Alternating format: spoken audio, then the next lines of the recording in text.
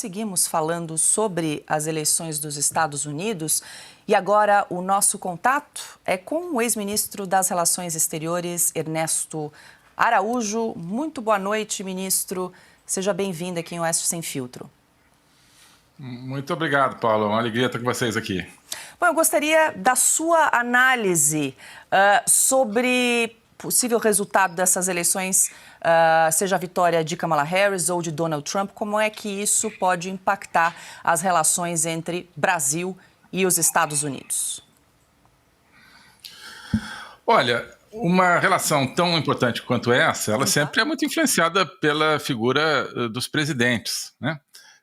Como foi no momento da relação que nós conseguimos construir, que talvez tenha sido a melhor relação Brasil-Estados Unidos que já tivemos, no momento em que coincidiram os presidentes Bolsonaro e Trump, né? Mas não é o único fator, existem outros fatores.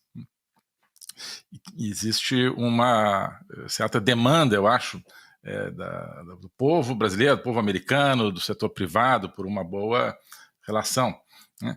E não depende apenas dos governos. E existe, acho que uma expectativa, né, de que o Brasil, independentemente do governo, tenha uma relação com um país que é, bem ou mal, um dos principais modelos de democracia. Então, se o Brasil hoje tem um governo que se diz democrático, seria de esperar que quisesse ter uma boa relação com esse governo de um país democrático.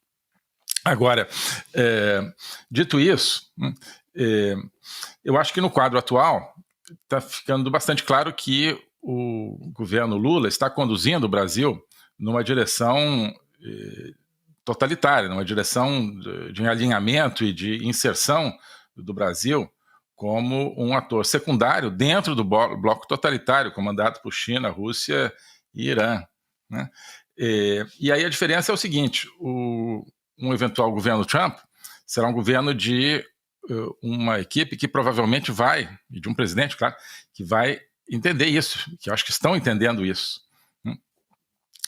Do Brasil como um país que hoje pode falar uma coisa ou outra, mas na sua prática, sob esse governo Lula, está com aqueles que são os inimigos, não dos Estados Unidos, são os inimigos da liberdade, né? São inimigos do povo brasileiro também.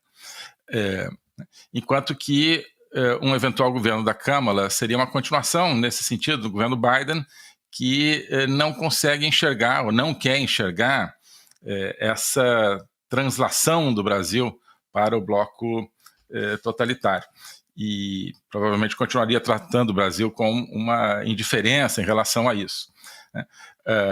Então, a consequência acho que é o seguinte: o Brasil visto como parte de um projeto totalitário no mundo, ou o Brasil visto como uma quantidade negligenciável, no primeiro caso com o governo Trump, no segundo caso com o governo Kamala